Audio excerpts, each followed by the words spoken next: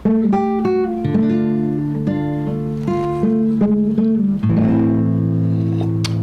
karo terusane, Pak. Menghitung hari. Ya apa sih? Detik demi detik menunggu itu kan menjemukan. Senin, Selasa, Rabu, dan Kamis, Jumat, Sabtu, Minggu, nggak ada callingan.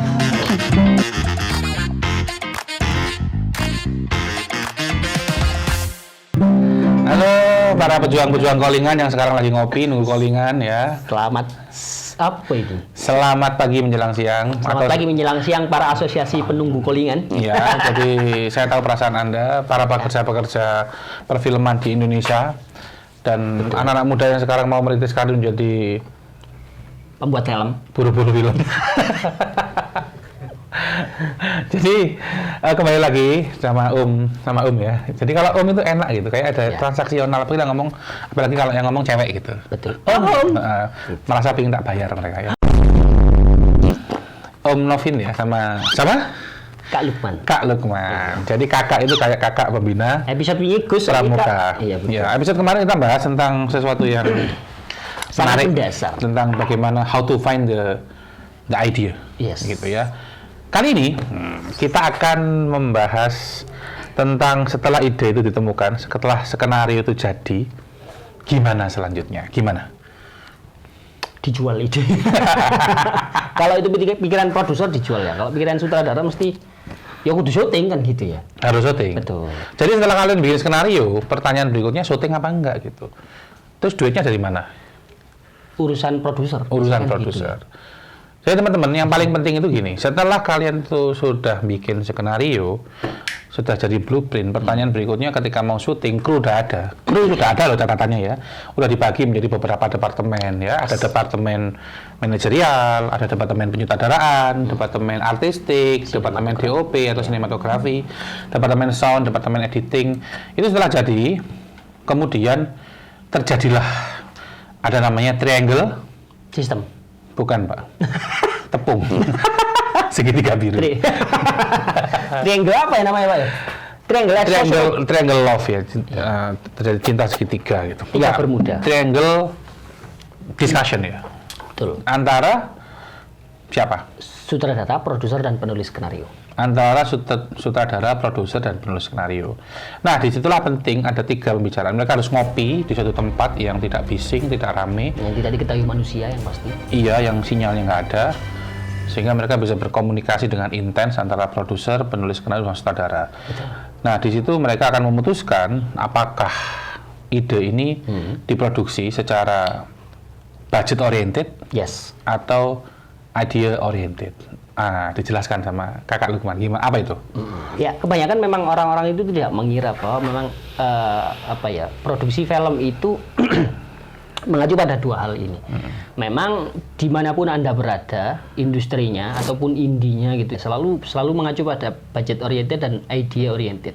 Budget oriented itu seberapa budgetnya dan akan diproduksi sekreativitas apa berdasarkan budget itu. Nah, kalau misalnya budgetnya cuma 10 juta ya sudah. Gimana mengelola 10 juta itu? Apakah kemudian memaksakan scene-nya harus 25 misalnya gitu ya? Ataukah mengurangi scene ataukah mengganti setnya dengan set yang lain kayak gitu? Apakah harus syuting atau animasi aja cukup? Enggak, syuting apa download YouTube. Yang ngumpulin gambar ya. Jadi kita ini recycle shooting ya. Kalau idea oriented? Kalau idea oriented itu berbasis pada ide kita. Seliar-liarnya kita, budget akan mengikuti. Selalu dua treatment itu yang digunakan oleh teman-teman produksi di industri terutama ya, untuk bagaimana melahirkan sebuah ide itu. Terjadi perdebatan panjang antara produser dan sutradara pastinya di situ. Itu yang kemudian menitik beratkan keputusan apa yang akan dipakai. Itu pasti gitu Om ya. sekelas Steven Spielberg ya enak banget jadi Steven Spielberg ya. Dia pasti sangat senang hidupnya ya karena dia tidak pernah memikirkan yang namanya budget oriented ya. Apalagi Pak Nolan ya. Pak Nolan tuh nggak pernah mikirin budget oriented ya. Ya mikirin budget oriented ya teman-teman yang sekarang di dunia indie ini ya. Biasa kelas-kelas kelas 2 SD gitu ya. Ya teman-teman yang masih sekolah ini pokoknya ada yang namanya markipat. Mari kita patungan ya. Jadi urunan ya dengan dana seadanya jadi film. Kalau nggak nemu aktor orang-orang yang talent ya konjone dituek-tuekno gitu ya diduet-duakan agar murah budgetnya. Ya, terus makan bakso bertiga gitu ya. Jadi agar murah. Tapi ini sebenarnya menarik ya. Semuanya selalu bermula dari budget oriented karena kalau misalnya kita bikin film nggak ujuk-ujuk kita bikin film dengan idea oriented dengan layar lebar dengan dana yang besar gitu. Dan film layar lebar pun juga budget oriented juga kan. Artinya masih sangat mementingkan budget karena yang pasti produser eksekutif itu mikirin gitu. Ketika dan aku sekian, terus dengan film jenis ini kira-kira balik modal apa enggak, itu juga budget oriented. Bukan selalu ya dana yang minim itu budget oriented, dana yang besar juga budget oriented. Artinya tetap dibatasi. Artinya betul, artinya misalnya budgetnya anggapnya 5 miliar itu juga budget oriented. Nggak boleh lebih dari 5M gitu. Bagi kita 5M itu besar, tapi ketika kalian syuting layar lebar 5M itu ya kecil. Apalagi film-film action yang harus ngeset kemudian harus ganti lokasi berkali-kali, krunya sampai 100 orang gitu. Wah, itu luar biasa menguras biaya gitu. Betul. Nah, sepengetahuan Om Lukman waktu Om Lukman kok jadi Om sih kamu? Harusnya kan Kak Lukman ya. Iya. Kakak pembina pramuka. Ini hati-hati sama dia ya ini. Umatnya banyak ini. Halo umat-umatku. Cewek-cewek hati-hati ya. Kak Lukman. Ya. Kok lali ngomong apa ini? Oh ya, pengalaman Kak Lukman ketika saya yakin produksimu semuanya budget oriented. Pasti. Gak mungkin enggak dong. Gimana cara mengatakan, kamu sebagai saudara misalnya mengatakan ke produser dan ke penulis skenario agar visimu itu tercapai dengan budget yang minimal gitu? Oke. Secara kreatif pola pemikirannya itu. Jadi gimana caranya kita mikir kreatif untuk memaksimalkan budget oriented itu yang pertama, maksimalkan cerita dengan menggunakan set yang tidak terlalu banyak. Misalnya, contoh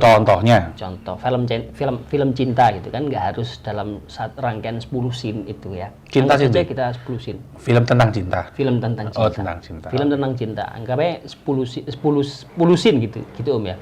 Nggak harus scene-nya itu di sekolah, di taman, di apa segala macam. Coba dimainkan dia di satu set. Contohnya mungkin rumah gitu ya.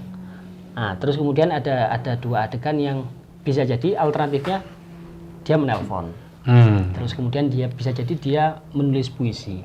Dalam satu rumah, ketika ngomongin soal cinta jarak jauh gitu Om ya, bisa dimainkan 2 ruangan, satu yang cowok di ruangan A, satu cewek di ruangan B.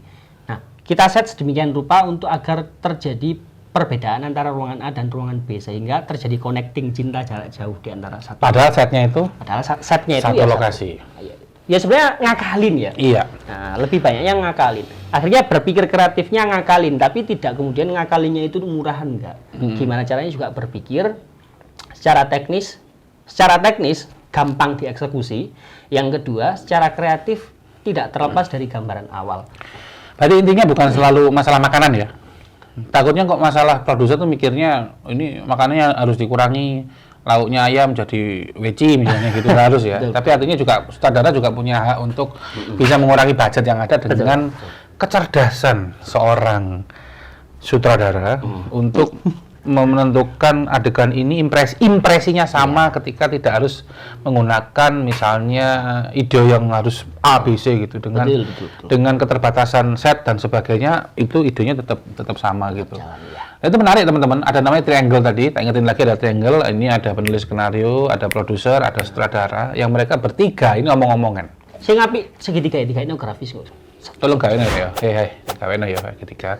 Kurang gede Pak sakmene lho Pak. Sakmene. Nah, ini pembicaraan ini penting dan agar terjadi bahasa keren ini mutual understanding.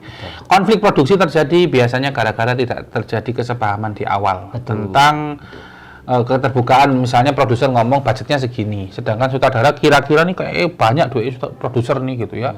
Akhirnya sutradara sak karepe dhewe. Penulis skenario merasa wah, pokoknya aku nulis nih nggak ngerti kira-kira budgetnya berapa, scene-nya jadi sampai banyak gitu. Lah ini juga menjadi pertimbangan teman-teman kalau misalnya kalian produksi, kalian harus musyawarah mufakat ya dengan 3 orang itu dulu. Lah baru setelah 3 orang itu jadi, baru ngapain tuh setelah itu?